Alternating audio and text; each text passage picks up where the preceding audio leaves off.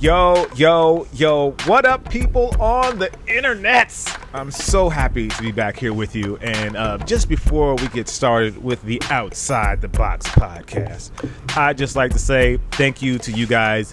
You guys have been following the show, and the show has been growing every single week. We are seeing more of you subscribe to us as a podcast on Apple and on Google Play and listening on SoundCloud. And we just want to give a big thank you to you guys because we really appreciate it. And as you hear, I'm saying thank you to you guys from us because I can't do this show all by myself. If this show is an omelet, I am simply the onions on top. They are the pot, they are the pan, they are the fire, they are the eggs. They're all of the other vegetables. I'm simply the onions to add that little extra spice of flavor. And again, I can't do this show by myself, so let me throw it to my man, Nick. Omelets? I don't even know where to go with that one. Maybe I'm just the Tabasco sauce then. No, my name's Nick Engvall. Been doing sneaker stuff for about 10, 12 years, something like that. And I'm basically, like I said, just the hot sauce here. We're really here just to talk with Tiffany and pretend to be cooler than we really are. So, Tiffany, want to introduce yourself? I'm Tiffany Beers, former Nike employee. I've been developing, designing, and engineering sneakers for about 13 years. And I have a YouTube channel, Instagram, and I consult on innovation and product development. And yeah, I'm a state championship winning volleyball player. See, there it is. She tries to sneak it in. And make it seem like, oh, I'm just a regular person like the other two people that are on this podcast. But no. Not only does she innovate, not only does she consult, not only does she design, but apparently she can smash a volleyball into your face from the front row and doesn't really talk about it. Just keeps that on the low. Hey, I just have an extra skill. I'm a master at volleyball. I play the front row. But it's cool. I'm not even going to dig into it. I'll just let it go. I'll just let it pass by. Just know that we're peeling back the layers. I'm telling you, I love this show. Well, I don't have a sexy radio voice, so that. Well. Don't you flatter me there, Tiffany. Anyway, again, welcome to the show, everybody. This is the Outside the Box podcast where we talk about a little bit of everything, but it's all rooted in the world of sneakers because that's where we all come from. But first, we want to talk about some things that Nike is doing. Nike is doing a bit of a digital reboot, I guess you could say. They're really doing a lot of focus on what the Nike Plus membership means to a consumer, and I think this is a very interesting angle that the brand can take, and you see a lot of it obviously as a growth strategy for Nike and growing in this digital age, but it also, I think it benefits consumers as well. There's a store here in LA called Nike Melrose or Nike at Melrose or something like that, and the store is based on the things that people in LA buy. So they look at your Nike Plus membership of the people in a certain zip code and they see what those people are buying and they stock the store with those sort of things and exclusives to the LA area. So this I have two trains of thoughts when I think about this. First is they're customizing the experience to the local area, which kind of reminds me of the local shop owner and what the local shop does for the community. Nike is kind of taking that approach but doing it through digital. But then the other approach is this can probably, I imagine this helps with manufacturing and seeing what people are actually buying and rolling out products to different area that maybe are influenced by LA. But I mean, how important, I guess I'm going to toss this to Nick first, how important is the digital and that data for companies like Nike when they open up shops like that or just in general? I mean, I think that it's so crucial. I think that, we kind of touched on this on a previous episode, where there's so much going on regardless of LA. Like LA is, LA and New York kind of their own thing, in terms of influence across the world. But if you look at even Houston has just a completely different sneaker game than the rest of the world. And even down in Florida, it's a little bit different. Chicago is still so Jordan oriented because, Michael meant so much to that area. So I think it's great to see this. I hope that it, like me, like I live pretty close to that store, so it's going to be, hopefully catered more to the stuff that I'm into, which, might be, I would think, like seeing more of the Air Max stuff, like they're harder to find when you're hunting them down, like some of the more limited stuff that comes out. I'm driving all the way to Santa Monica sometimes to go to the Nike store to find that stuff. So I think it's a cool direction that they can take. And I think that, the better you can get with it, we're used to, the internet kind of puts things in front of us based on what we already consume, right? Like I like cars, so I see car advertisements all over the place. I like sneakers, I like streetwear, so I see those ads pop up almost everywhere I go on the internet.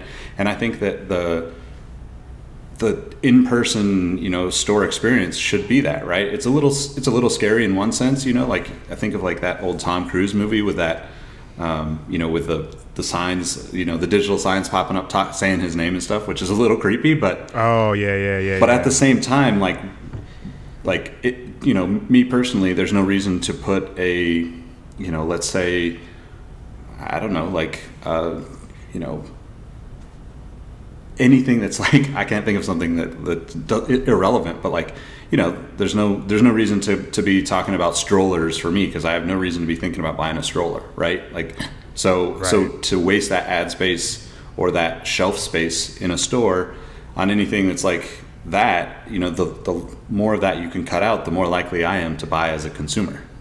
Tiffany, what about you? How do you feel about like this whole digital experience where they're like they're taking your data? Are you? I shouldn't say taking your data. That sounds nefarious. Where they're using your data to create a more customized experience.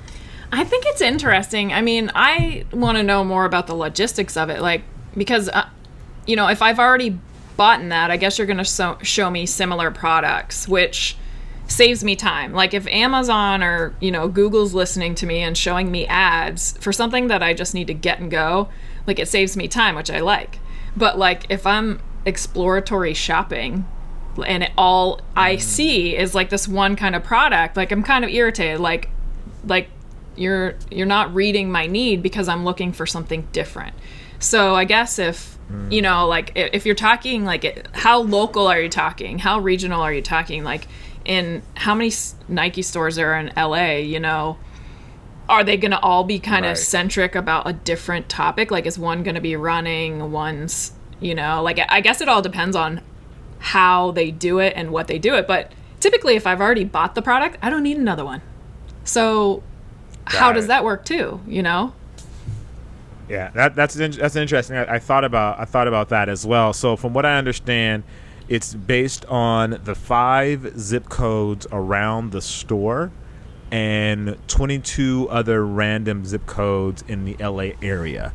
They didn't specify exactly what that area is, but it's like just random zip codes around LA, and they have basically like the essentials, I guess, things that people are constantly buying in the store. So it's almost like a grocery store, I guess, in that sense, where they're like, okay, people are going to come get eggs, people are going to come get milk, people are going to get soda, get potato chips. So they have that that's in the back of the store where they have like the basic essentials, like the compression pants, the running shirts, socks, and the socks, those sorts of things.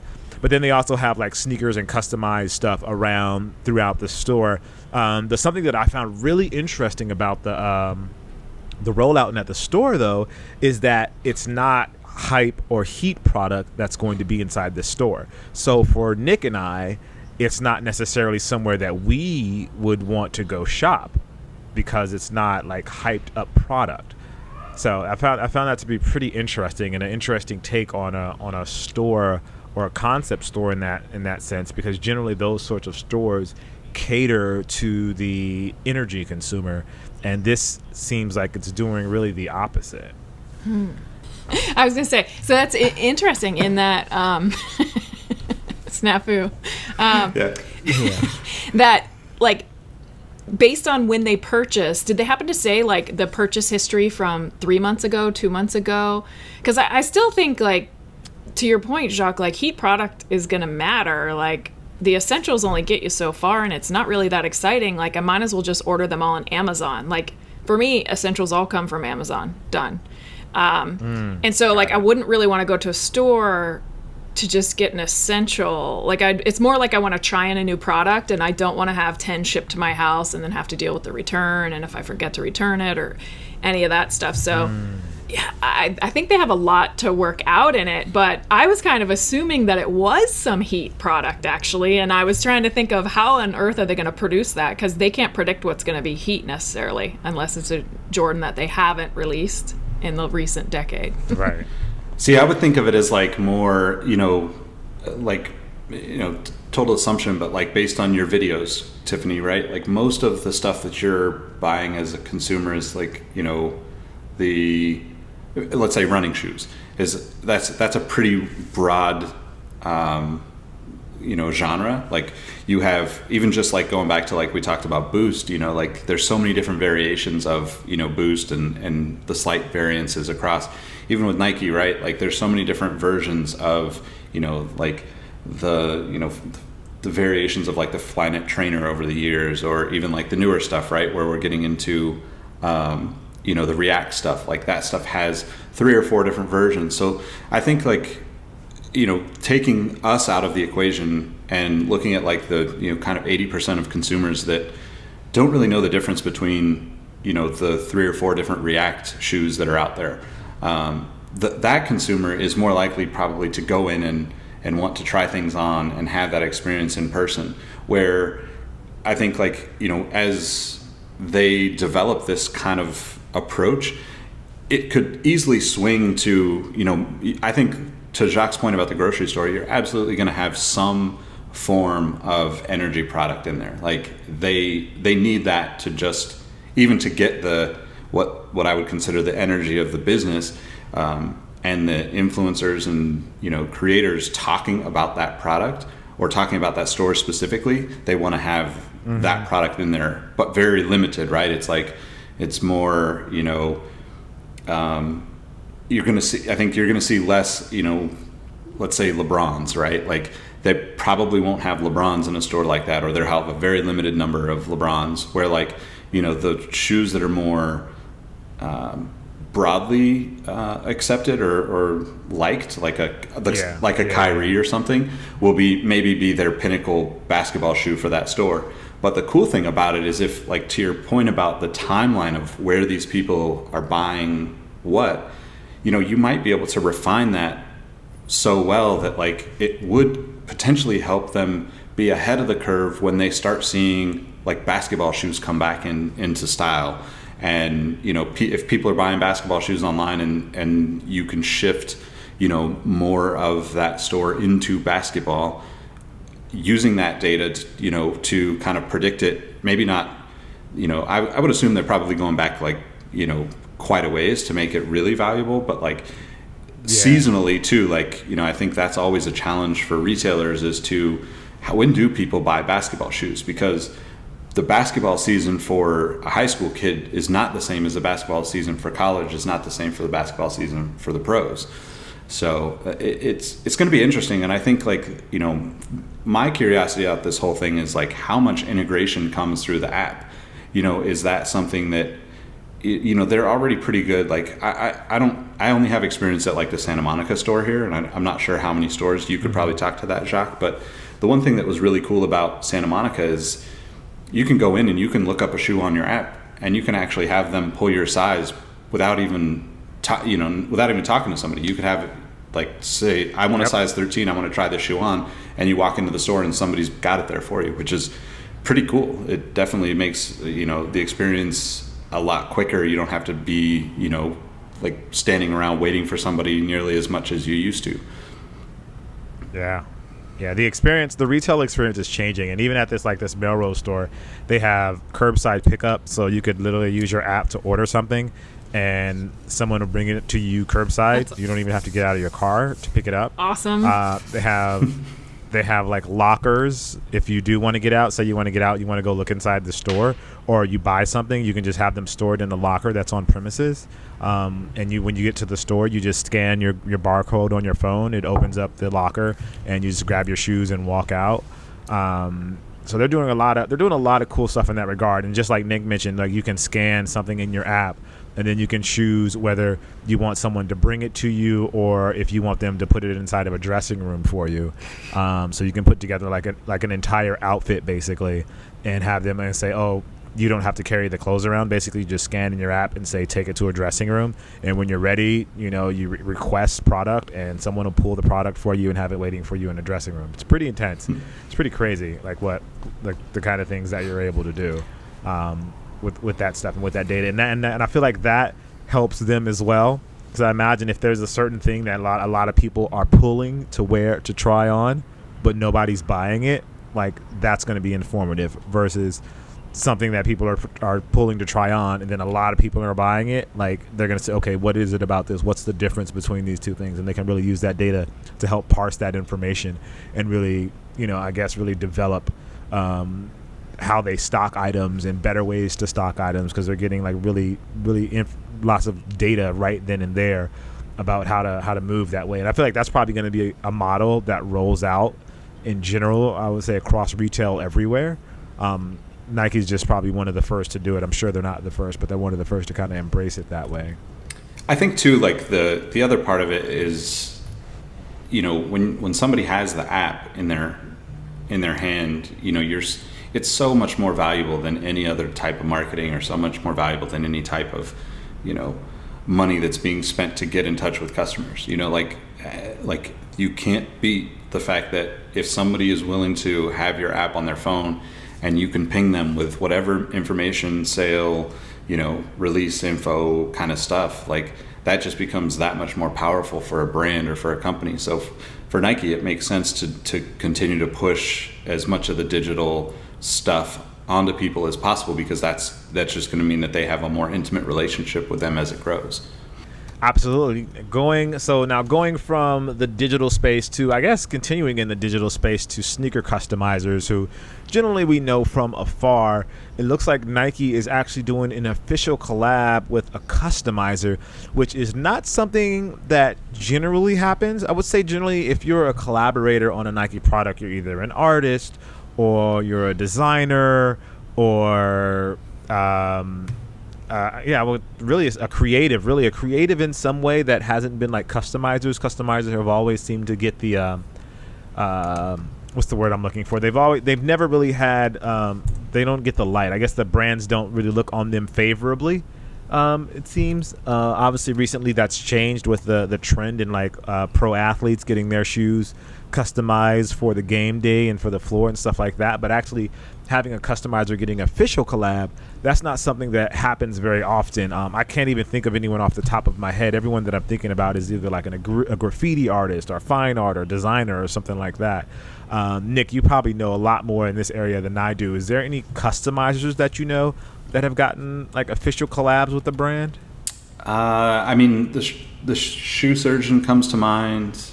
I know he did some stuff with Jordan where they actually did an event, and he kind of taught the Nike team, but also like a small group of consumers. And then I know that Mosh has done like I believe it was a Puma collab through Finish Line, where he did I think there was like 300 pairs or something like that, pretty limited, pretty. I think the goal with all of that is like keeping it pretty high energy, and because like we talked about a few different times, I think that like art can be polarizing, and all the brands, all the retailers don't want to spend a bunch of money on let's say 5,000 pairs of shoes if only 10% of the people are actually going to like them. That's the quickest way I think right. You could probably just waste a lot of production money. But I do think that like to going back to even like the conversation about the Nike by Melrose, like this kind of localized stuff and the ability of people to create their own following, and like you look at like Shoe Surgeon or Mosh, those guys have hundreds of thousands of followers, and they've put their custom shoes on hundreds of athletes or hundreds of really influential people, and it just like that's kind of the future, is like you're going to be more and more focused, I think, with these types of things But I still think that there's going to be hesitancy from the brand side of things to commit to somebody, and Tiffany, you might be able to talk to this a little bit better, but I think like the production cost to, go down the road with, shoes that aren't maybe just colors is probably just so expensive for the brands that they've got to play it safe still. Even though we're seeing more and more of it here and there, it's still like they're treading lightly to get into this. Yeah, I think it's interesting. Like the shoes, some of them don't seem like much of a collab. I mean, there's a couple logo changes. Like there's Right. some writing on a sock liner. I mean, there's like performance-wise, material-wise, are there changes there? Like, I think there's levels of customization. Like, the easiest is doing a sock liner top cloth, or maybe a box or something. And then you get into just switching out materials. Then you get into higher and higher levels, like kind of like Kanye, where, he gets to impact the entire design and the shapes and the materials and the technologies that are involved. And so I like Right. that it's getting more local, like you were saying, but I don't know. I'm kind of surprised by it, to be honest. I feel like back in the day, several years ago, the customizers were not, like they were definitely frowned upon. Like, why are you changing up the product? But nowadays, it'll be interesting to see where that goes. I don't know. I've got a lot of mixed feelings about it, to be honest. Do you happen to? Yeah, and I was saying, let me just clarify here. The shoes are created by Julian Gaines. He goes by the name Jewop, which is Jew working on projects. And just to give you guys a little information about the program, he's actually doing the shoes in collaboration with Nike. He's setting up a 4-day summer camp on Chicago's South Side with a series of programs and art, writing, and more than 40 team participants. It'll end up with a pop-up shop at Chicago's Norte, where Jewop and the Nike Game Worn collection will be available on July 21st, and a Thoughts Scholarship experience to 500 kids across the city, which is pretty cool. So, Yeah. I love that this is like a bigger program. It's not just him doing a shoe, that it's obviously rolling into something bigger for kids. And for those that don't recognize Julian Gaines' name, he's the one that did the bleach splattered Levi's Air Jordan 4s from earlier this year, which I'm pretty sure you're familiar with because they were all over the internet. So it's really cool to see something like this. But Tiffany said something really interesting, and it's something that I don't like to nitpick at, but it's something that always kind of sat in the back of my mind, is what really is a collaboration. Is it just you change the colors on a shoe? Is it that you have a sock liner on a regular color of the shoe? Is it that the tag has changed? Do you have to change the materials for it to be a collaboration? Do you have to change a bit of the design of the shoe for it to be a collaboration? That's something that's always kind of stuck in my mind, and I've never, I guess there's never really an answer for that. And maybe the word collaboration is thrown around a little too much. Like when I think of a collab, I think back to what Brooklyn Projects did with like the Nike SB Dunk, where they changed it to the Rain and Blood, where they had like the brown. They changed the materials and made it brown, and they had like the blood splatter on it, and then they had like the T-shirt that went with it. It was like this whole kind of collection around it. But at the same time, you hear stuff where people just do a color change, and it's like, this is a collab. So where is that line? And you guys may not have the answer to that, so I'm just kind of throwing it out there. If you guys have thoughts on it, like where is that line of what's an official collaboration and what's a color change, or are all those in the basket? I mean, I think. Go ahead. I was just going to say, I think that collaboration is something like just the term collab, right? Is like something that, we created this problem as consumers, right? Like for the longest time, that was the only thing that was hyped, like there would be, 30 Air Max 1 colorways in a year. And then there would be, 5 that were a collaboration where a boutique came in or an artist came in and did their version of it. And that created all of the hype and all of the brands pushing to do more and more. I mean, some of these brands have done, Reebok did 20 collaborations on the Question for the Question's 20th anniversary. Like that's just a lot of shoes to push out in a year on top of, probably the other however many more that you're doing on a regular basis. And I think that's the craziest part about this is like, it's like we've kind of created the monster here. It's kind of like the resale business too. Like that kind of has taken things to new levels and directions that I don't know that everybody would really want to go if we had the choice. But I think that, to Tiffany's point about the timing, the time that it takes to create these types of things, if somebody's just coming in and saying, cool, let me have, like, take for instance Finish Line. Our buyers would go in and say, we want this exclusive colorway. Now, is that a collaboration? Not really. It's just saying what color, in my opinion at least, it's just saying what colors sell the best for that particular retailer. And I also think that, from my perspective, look, I think a collaboration there has to be enough substance there, like you said. Maybe not necessarily in volume of product, but absolutely, a relationship, because that's where like things actually come about that are good, right? Like if people know each other and can vibe off of each other and create something together, that to me is a collaboration. But I don't know. What do you think, Tiffany? So I think having worked on several collabs and several just colorway changes and stuff, I think if you boil it back down to the athlete, right? Like brands originally partnered with athletes because, brands partner with anyone because it means they'll sell more shoes and create more energy. When they partner with an athlete, in general, they get better performance out of the product because they get insights from that exceptional player. When they partner with a non-athlete, it's generally a colorway thing, right? Because I think the whole world of sneaker interest is still growing. But now you have people that are actually designing shoes. Like the amount of images from, I'm not kidding, like 14, 15-year-old kids on Instagram of them designing shoes is amazing. And some of those things that they're designing in there are super novel. Like, you're right, that would change how that product felt entirely. I think it would be interesting if they went and found those kids and those people that are actually inventing new things or have performance updates or comfort updates that maybe the brand isn't seeing. I think of that as a real true collab. Like when it engineering wise changed something about the product. I think the colorway changes now with Nike ID and all that, like that's probably an easy win. And I don't think of those as collabs at all. But as people continue to get more knowledgeable about sneakers and start really designing them more and more, I think that'd be super cool. And it would also improve the performance of the product. So it kind of seems like a win-win, but I don't know of anyone that's actually doing that.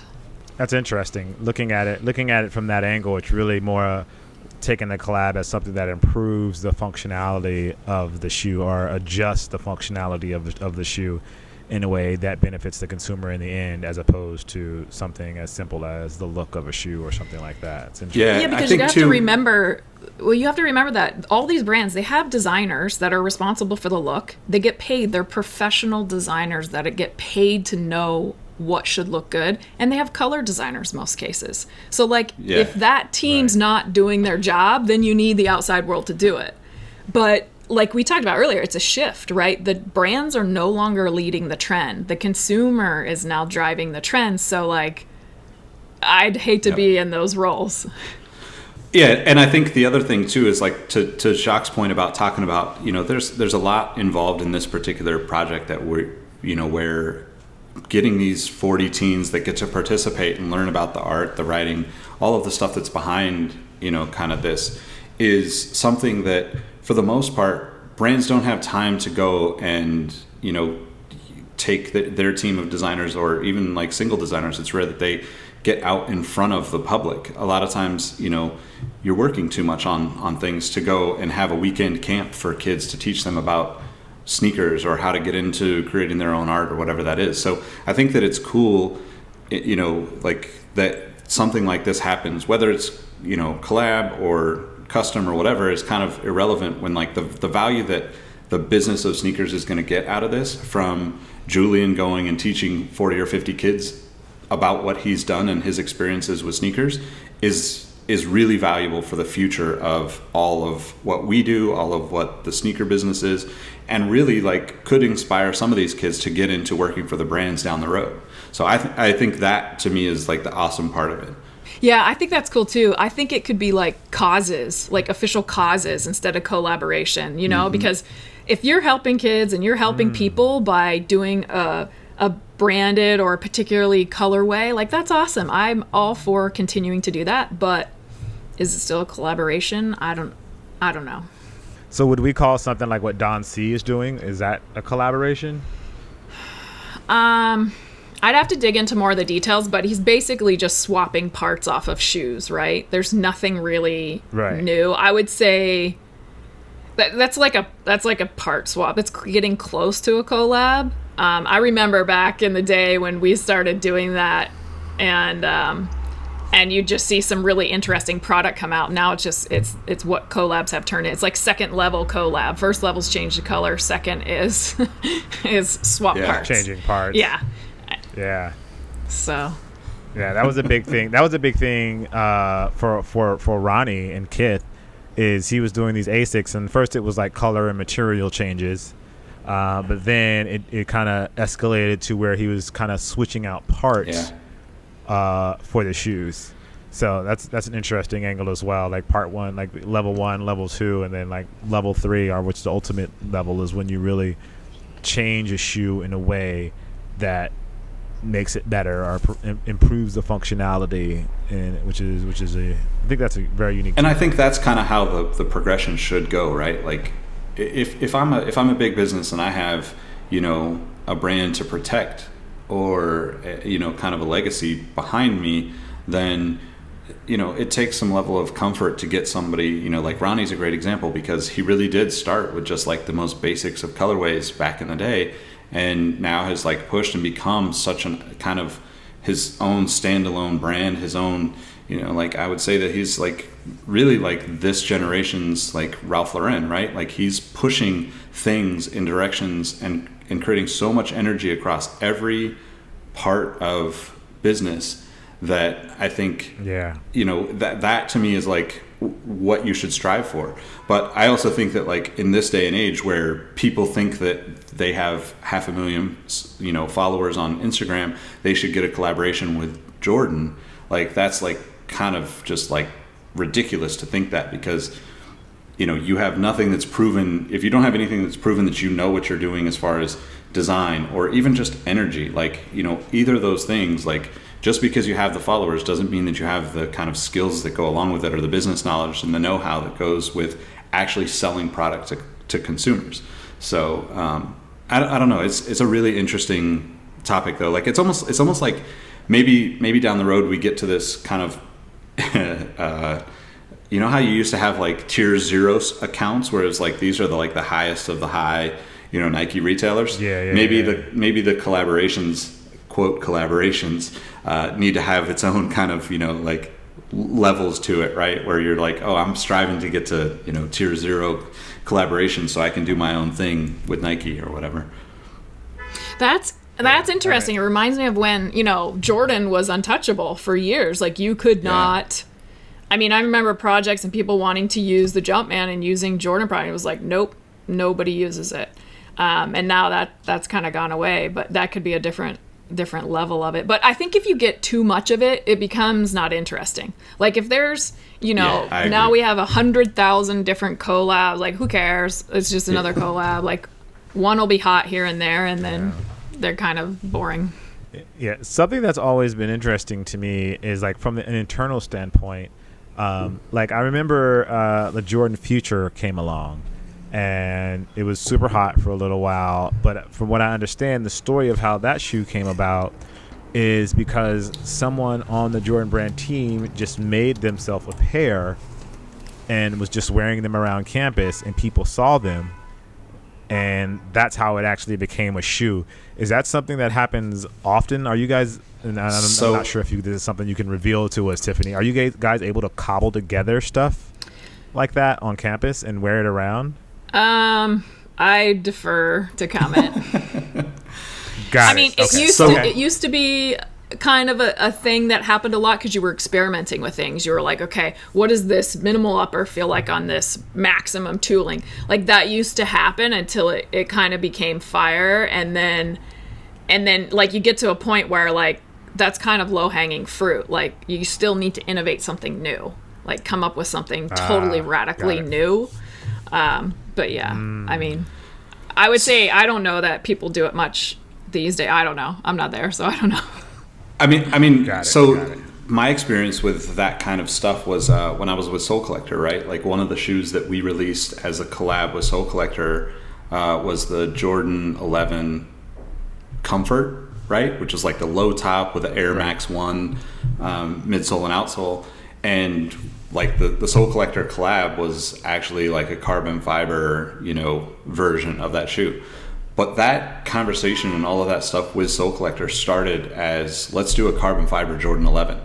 And I don't know at what point it switched, because I wasn't in obviously all those conversations along the way, but like the idea from Soul Collector to do the Jordan 11 in a carbon fiber was the reason that shoe ended up happening. And then the Comfort shoe kind of became like we're going to do it on this one because, the Jordan 11 is relatively untouchable unless you're like a Jordan athlete. Right. So, to that point, right? Like I wonder if the same kind of thing happened with that, where like somebody was just kind of swapping things around, checking things out.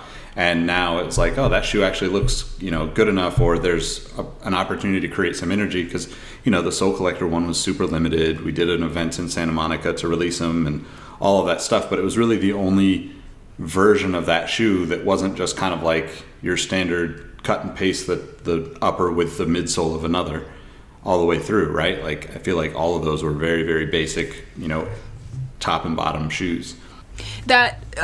With that, by the way, like just swapping parts is no small task from an engineering standpoint. Everything's built on a last and they're built in a certain way to work in a certain way. Like it's not like super highly engineered, like precision engineering, but still, if you take an 11 midsole and try and put it on a 29, that's a major engineering effort, right? Because those things don't necessarily work together. So it's like, from an engineering standpoint, I think from a collab, it depends on what you're mixing with what. Like, not everything's just swappable. I don't want people thinking like you can take any midsole and put on any upper. No, it just does not work that way. Yeah, it does not work that way for sure. I learned that lesson at the Adidas Creator Lab. When they put my shoes together, and I was like, oh, well, that doesn't fit there. It's kind of interesting to think about too, like the timing of all of that really like is probably right around when like, social media, camera phones, all that stuff became such a big deal, right? Like where it's like, okay, let's cut this off because, the more of that stuff that gets out, the more of the testing stuff, the more of the stuff where it's like we're trying to figure out new ways of creating or re-engineering product and bringing in those like legacy elements. Like the more that gets out, the less valuable it becomes once it hits the market, right? So I think there's an interesting timeline there that would be interesting to see, like when like people started posting a lot of that stuff, and because it used to exist on the like the forums, Nike Talk and Soul Collector and that back in the day, where you would see people from we kind of all knew a handful of people that worked at the brands that were talking to us on those forums, but we were keeping it under wraps because we didn't want them to get in trouble for like testing what they were trying to see if anybody was interested in what they were doing. So yeah, and this kind of goes back to the whole customizer conversation, because a lot of customizers have kind of made their names through these mashups, I guess you would say, of different shoes on a different upper, like a different last on a different upper, or swapping out parts, or just swapping out or doing like really high end materials. So I mean, I guess that there's a business decision there as well, in addition to being like, oh, I made this cool thing, this improved, but it's more of like, this is going to get my name out there, and this is how people are going to find out about me too. So and it's definitely resulted in a handful of those customizers getting like, I would say like the actual career placement jobs with Nike, Adidas, Reebok, Asics. I mean, there's definitely a bunch of people, like if you've been in the sneaker world long enough and paying attention to the kind of culture and community side of it, a lot of people have worked their way from like, jokingly, but like their mom's basement or their parents' garage into like an amazing career opportunity doing work for one of these major brands. So like, I'm not mad at it at all. It's awesome. If that's how you get in, that's how you get in. You got to sometimes you got to do whatever you can to get inside the door. So I get it. For Tiffany, it was just like, oh, I'm just going to be a plastics engineer and innovate, and then I'll be irresistible. I just applied online. Just apply online. I just applied online after I innovated plastic, but whatever. I didn't invent plastic, so we're clear. I did not invent I didn't say plastic. invent, not invent, but you were an innovator in plastic engineering. So that tells me more than I know. I know already. Like, oh, she did something that I probably and like never casually. do. I don't even know what that means. I don't even know. Casually in the background, she had like the high school volleyball trophy, right? Yeah. Yep. It's a medal. Oh, medal. It's a medal. I didn't get it out. Amazing. I should have got it out next time. That's funny. That's funny. And speaking of high school athletics, the folks over at Reebok, they've been focused on fitness for a very, very long time. I feel like Reebok has reinvented themselves as the fitness brand, especially with CrossFit. CrossFit was obviously really huge a few years ago, and they dove in all the way. And it says that their president, if I'm reading this correctly, says that fitness is the future. I don't know what that means. Could somebody help me here? What is fitness is the future? What does that mean? I mean, I think that for Reebok, hopefully it's the future. Otherwise, they won't be around much longer. So, Wow. I mean, and I say that like most people that are listening to this probably know how passionate I am about that brand and the stories that are behind that brand. But like it's such a long way from kind of like the fitness element for them has been like this new thing, right? And I think this is just a kind of like, let's face the reality of like, if we're not selling to the the CrossFit like society that exists, then where do we even exist as a brand? Because you can't sell, they're not selling enough retro product. Like I only buy a few shoes a year from them. So, like I know that there's not too many people out there that are buying like, some of this legacy product that they're putting out. But I think that there is truth to it, right? Like people are more and more aware of health. They're more and more conscious of what's going on in the world. I think, there's so much garbage going on in the world right now that just paying attention to how you take care of yourself is getting more and more important, because we've kind of been fed all of this stuff as consumers through generations of marketing, right? Like you buy government cheese, so to speak, because it's the most profitable cheese for Kraft to create, not because it's the best for you, because they can manufacture it in a way that is, going to make them 98 cents on every dollar you spend. So I think that like that's what they're trying to get at. For the brand itself, they've always been connected to fitness, and their highest energy moments outside of probably the Allen Iverson era were absolutely fitness related. So whether that's running or kind of like the 80s like aerobic type stuff like that became super popular, where they were just like the front runner in that. And I think they were for a little bit with CrossFit, right? Like Nike stepped in and took a lot of that market. But I think that the future of a lot of this stuff definitely has to be in like performance oriented product. Yeah, I mean the particular article is from Footwear News, I think, and they say in there that they want to use their backstory and their foundation to build a modern version of fitness. Now, modern version of fitness, I love it. Like the idea that we're going to wake up tomorrow and there's a new version of fitness that's like easier to get into, the product's more comfortable, like you actually want to get up and do it every day, like that. I think that would be amazing. And if they focused on it, I really love their latest product. I think that would be super cool. I mean, I'm not into leotards and jazzercising, so if that's there, I'm not in, but I don't know.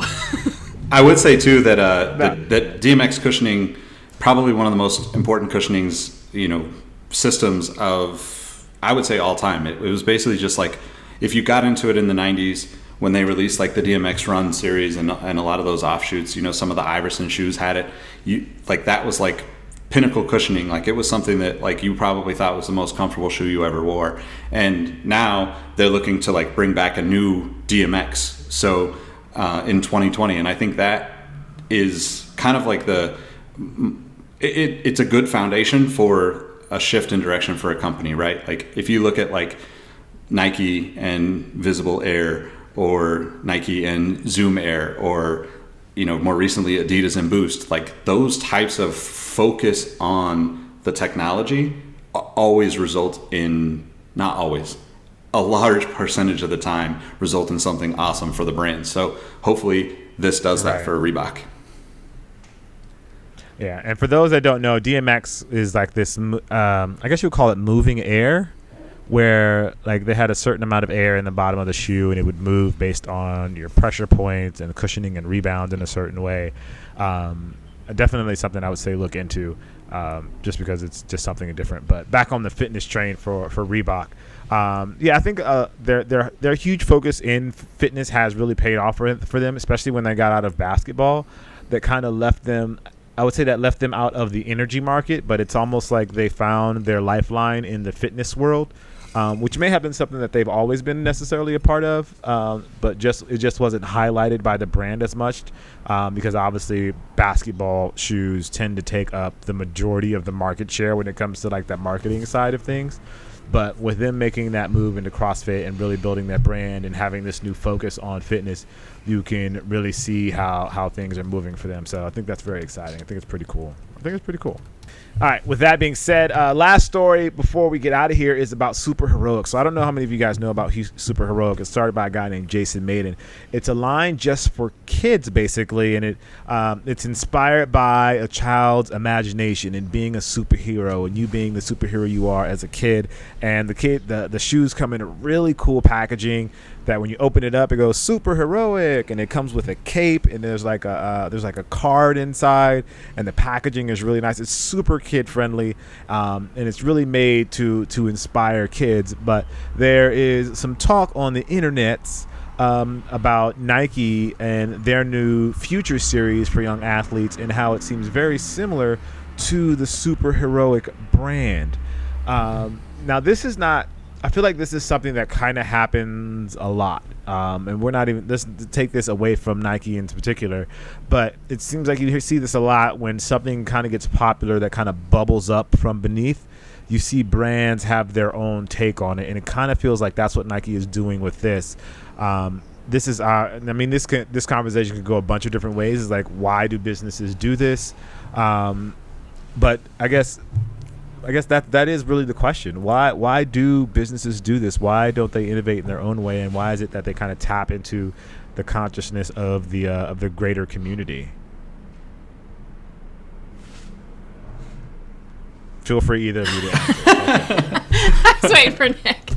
I think it's an interesting. I think Jason, what he's done and his story behind Super Heroic is just amazing. You know, it's based on his son and getting out and getting more fit, and I love that story. And that storyline to me is very different than the storyline that Nike's telling. Like, I think, you know, things at Nike take a long time from a concept all the way to deliver a campaign like that. It doesn't happen overnight, you know? So in theory, if you think like they were working on it for a couple of years, probably, maybe longer. And Jason's company launched, a couple of years ago now also. Yeah. To me, you know, I think there's a lot of coincidence out there. And I think anything that helps getting kids moving should coexist. Because, you know, there's all kinds of different ideals about it. There's all kinds of things. And Super Heroic's really fun. I mean, a cape, like, how awesome is that? I want adult capes. Like, where's the adult version? Yeah. And I don't think Nike's offering capes. They're looking at it more as, like, the athletes that will become professionals. They're the future pros, right? So there's two different angles to it. Now, I think it is too bad. If I had a startup and, you know, a kind of novel idea, and then Nike started producing it. If it was a good enough idea, you know Nike's going to produce it at some point. Now, whether they copy you or it's a coincidence is really hard to say, but it definitely would be concerning for me. Like, I mean, Nike's so powerful and they have so much space. Like, there's a point where, like, collab, do it together because you're both doing good for people, right? Like, do it together. Right. If you can. Yeah, I mean, and I kind of take like the other side of that conversation, right? I absolutely think like they should coexist. Like, whatever you can do to get kids thinking, you know, about health, about fitness, about all of those things is absolutely like the most important piece. My experience, you know, like moving from place to place, is that a lot of times when people are in a position where they are really passionate about something, they'll you know, maybe run into roadblocks that exist. You know, corporate environment is always tough to navigate, and when somebody's really passionate, like specifically Jason, you know, like I feel like, you know, if you don't 100%, or if you're not 100% going down the path that you want to go down with a company, you know, there's no reason why you shouldn't, you know, look elsewhere and create your own thing. Like, that to me is like way more fulfilling. Now, my experience with a lot of the companies that I've worked for is that, you know, the people, when someone that's that valuable leaves a company, I think that those companies try to listen after it's too late. You know, like, if somebody's there that's pushing ideas and pushing an energy for a company that can, you know, and then decides to step away from it, it's really hard to fill that void. And even on teams that I've had, when somebody that we really depend on leaves, it's hard to kind of move forward without just like looking at that person and saying, wow, how did we lose this person, the opportunities to create with this person? And you almost like default, you know, to, well, this is what they were talking about kind of thing. But, you know, I also totally think that there's, you know, so much coincidence, you know, not necessarily coincidence. I think that we're all in the same kind of path in life in some regard or another. So like the ideas that come, you know, in our conversations here on this podcast can absolutely exist in another podcast that we've never listened to. You know, like, that's kind of just the way the flow, the ebb and flow of like creation and product and marketing and all of our lives kind of roll together. Right. Yeah. Yeah. No, that makes it does, absolutely. Energy, you know, I feel like no one has, like, that idea isn't just yours. It probably floats around in a lot of different places, and how it's executed is all up to the individual. And the need for kids to get out and be active is something obviously that's been floating around for a while, and it looks like Nike took this angle, Jason took his angle, so both can coexist. I would love for them to do a collaboration together. That'd be amazing for Nike to collab with Superheroic. I think that'd be really awesome. But anyway, well, with that being said, hope you guys enjoyed the show today. I really enjoyed the show today. Lots of cool topics, customizers and collabs and stuff like that. It's stuff that's really, really close to me. Not that I've ever done it. It's just something that I'm really passionate about, and I love the people that do it. I just see their work, and I'm so fascinated by it. So to be able to talk to you two about that was pretty awesome. Anyway, as always, guys, I want to make sure you follow us. You can follow us on the Outside Pods on Twitter and Instagram, and then obviously you can follow me. That's Jacques.Slade. Actually, that's my email. Get my email address. Good Lord. And your phone number. And my phone number. I'm at Cousteau all over the internet, Twitter, Instagram, all of those places. And yeah, again, if this was an omelet, I'm the oil that you cook with that makes everything go a lot smoother, and these two are they're the substance. They are the veggies. They are the things that matter in this conversation. So Nick, go ahead and tell them where they can find you. Nick Engvall, NickEngvall on all platforms, and a site called Sneaker History, at Sneaker History on all platforms. But really, I'm just the hot sauce. So Tiffany, tell them where they can find you. I guess I'm the salt and pepper. I don't know. Tiffany Beers, Tiffany, B as in boy, EERS, and at YouTube and Instagram and Twitter. Yeah, with that being said, guys, again, thank you for listening / watching. We really do appreciate it. Hope you're learning something, getting some good information. And again, if you want to tell us that you hate us or that you love us, or if there's a topic you want us to discuss, make sure you leave it in the comments either on YouTube or leave it in the comments on Instagram or leave it on the comments on SoundCloud or anywhere you can find us. Let us know. We're definitely listening and we appreciate your feedback. With that being said, we enjoy you guys. Thank you so much, and we'll see / hear from you next week. Peace.